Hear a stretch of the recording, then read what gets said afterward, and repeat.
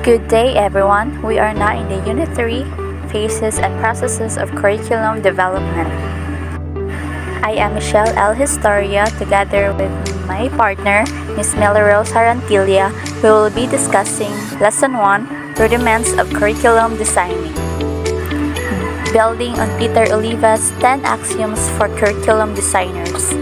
Every curriculum designer, implementer, or evaluator should take in mind the following general axioms as a guide in curriculum development. Number 1. Curriculum change is inevitable, necessary, and desirable. Earlier, it was stated that one of the characteristics of curriculum is its being dynamic. Because of this, teachers should respond to the changes that occur in schools and in its context. Societal development and knowledge revolution come so fast that the need to address the changing condition requires new curriculum designs. Curriculum is a dynamic process. In curriculum development, there are always changes that occur that are intended for improvement. Number 2. Curriculum reflects as a product of its time. A relevant curriculum should respond to changes brought about by current social forces, philosophical positions, psychological principles, new knowledge, and educational reforms. This is also called timeliness. Societies change, scientific innovations, pandemics, war, and the media change the way we perceive the world. Consider the changes in technology, the environment, created changes in the school curriculum. Number 3. Curriculum changes made earlier can exist concurrently with newer curriculum changes. A revision in a curriculum starts and ends slowly. More often, curriculum is gradually phased in and phased out. Thus, the change that occurs can coexist and oftentimes overlaps for long periods of time. School curriculum swings from one extreme to another, from learning basic skills in math to new math concepts and back, from emphasis on content learned to classrooms that are student-centered. Ideas fall out of favor at some point in time and then later are embraced as exactly what is needed. Number 4.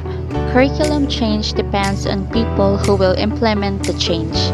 Teachers who will implement the curriculum should be involved in its development, hence should know how to design a curriculum. Because the teachers are the implementers of the curriculum, it is best that they should design and own the changes. This will assure an effective and long-lasting change. To change the curriculum of the school is to change the factors interacting to shape that curriculum. Anyone involved in creating changes in curriculum must change themselves. Number 5. Curriculum development is a cooperative group activity. Group decisions in some aspects of curriculum development are suggested. Consultations with stakeholders, when possible, will add to a sense of ownership.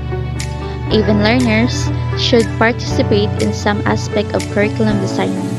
Any significant change in the curriculum should involve a broad range of stakeholders to gain their understanding, support, and input. Teachers, professional planners, and curriculum developers must work together to affect positive curricular change. Significant curriculum improvement comes about through group activity. Number 6.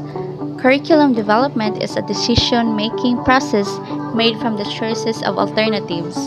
A curriculum developer or designer must decide what contents to teach, philosophy or point of view to support, how to provide for multicultural groups, what methods or strategies, and what type of evaluation to use. In developing a curriculum, choices have to be made.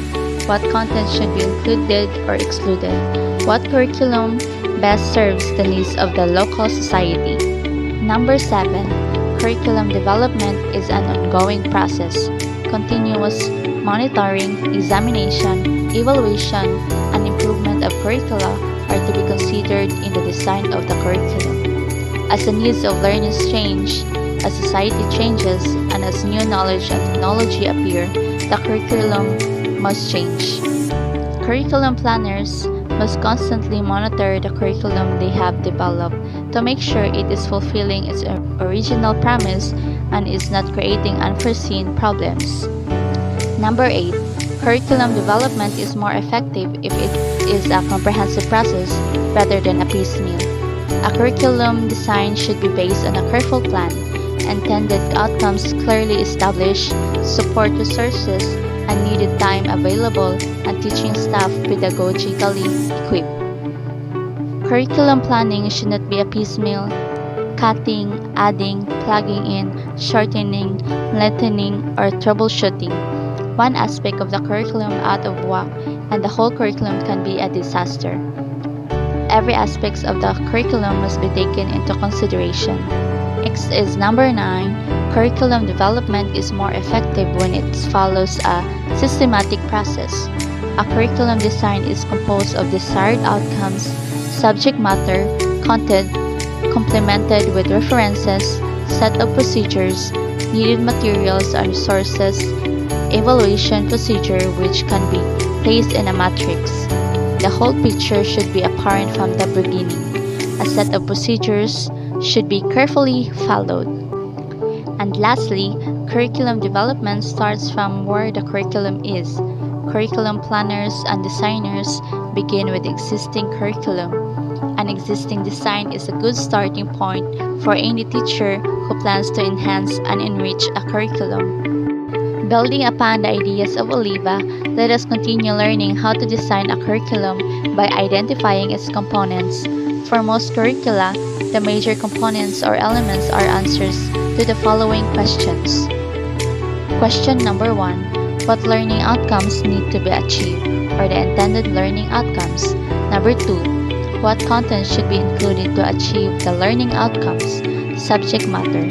Number 3. What learning experiences and resources shall be employed, or the teaching learning methods? Number 4. How will the achieved learning outcomes be measured, or the assessment of achieved learning outcomes? So let's proceed to the elements or components of a curriculum design. The first one is behavioral objectives or intended learning outcomes.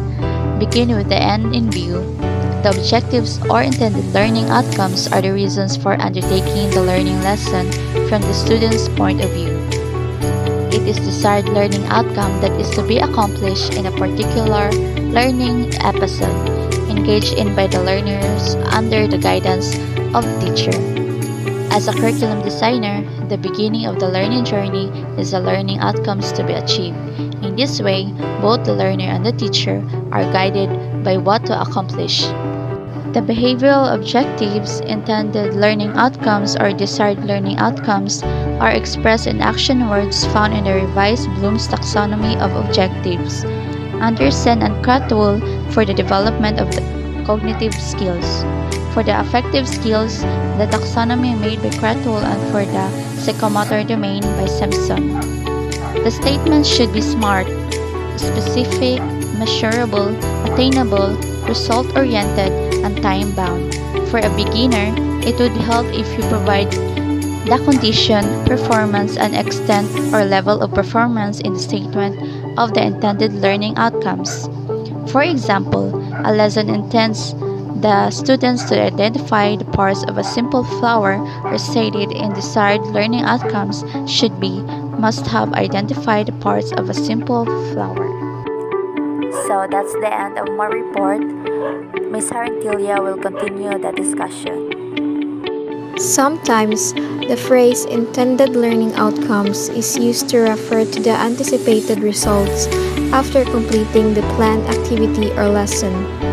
In framing learning outcomes, it is good to practice to express each outcome in terms of what successful students will be able to do. For example, rather than stating, students will be able to explain the reason why, it should be, students must have explained the reason why. This helps students to focus on what they have to achieve as learning. It will also help curricularists devise appropriate assessment tasks. Second, include different kinds of outcomes. The most common are cognitive objectives like learning facts, theories, formulas, principles, etc. and performance outcomes like learning how to carry out procedures, calculations, and processes, which typically include gathering information and communicating results.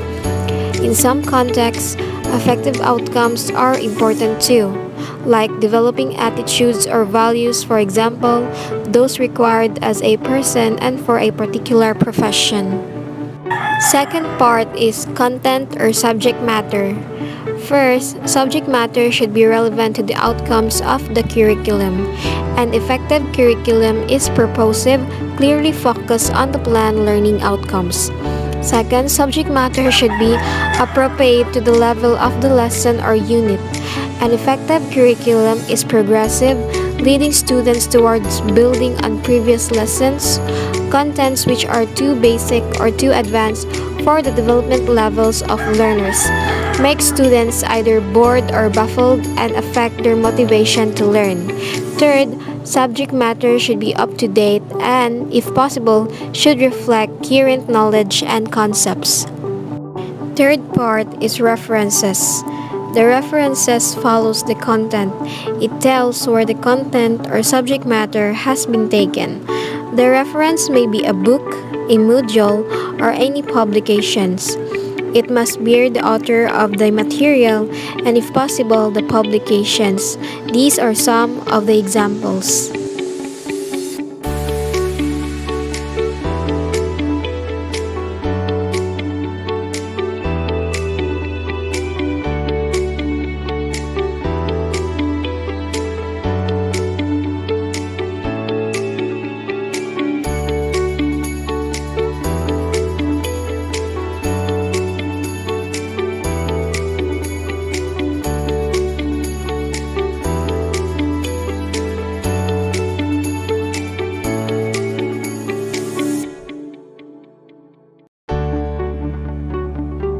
Fourth part is teaching and learning methods. These are the activities where the learners derive experiences. It is always good to keep in mind the teaching strategies that students will experience, like lectures, laboratory classes, fieldwork, etc., and make them learn. The teaching learning methods should allow cooperation, competition, as well as individualism or independent learning among the students. Cooperative learning activities allow students to work together. Students are guided to learn on their own to find solutions to their problems. The role of the teachers is to guide the learners. Democratic process is encouraged, and each one contributes to the success of learning. Students learn from each other in ways. Group projects and activities considerably enhance the curriculum. Independent learning activities allow learners to develop personal responsibility. The degree of independence to learn how to learn is enhanced. This strategy is more appropriate for fast learners. Competitive activities, where students will test their competencies against another in a healthy manner, allow learners to perform to their maximum. Most successful individuals in their adult life are competitive, even in early schooling. They mostly become the survivors in a very competitive world.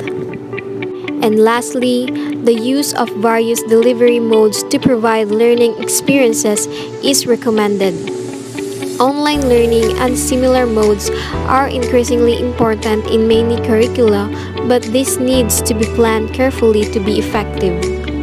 And the last part, assessment or evaluation. Learning occurs most effectively when students receive feedback, like when they receive information on what they have and have not already learned. The process by which this information is generated is assessment. It has three main forms. First is self-assessment, through which a student learns to monitor and evaluate their own learning. This should be a significant element in the curriculum because we aim to produce graduates who are appropriately reflective and self-critical. Second, peer assessment, in which students provide feedback on each other's learning. This can be achieved as an extension of self-assessment and presupposes trust and mutual respect. Research suggests that students can learn to judge each other's work as reliably as staff. And third, teacher assessment, in which the teacher prepares and administers tests and gives feedback on the student's performance. Assessment may be formative, providing feedback to help the student learn more, or summative, expressing a judgment on the student's achievement by reference to stated criteria. Many assessment tasks involve an element of both, for example, an assignment that is marked and returned to the student with detailed comments. Summative assessment usually involves the allocations of marks or grades. This helps the teacher make decisions about the progress or performance of the students. Students usually learn more by understanding the strengths and weaknesses of their work than by knowing the mark or grade given to it. For this reason, summative assessment tasks, including unseen examinations, should include an element of formative feedback if possible. And that would be all about our report. Thank you for listening and God bless. I hope you learned something. Goodbye!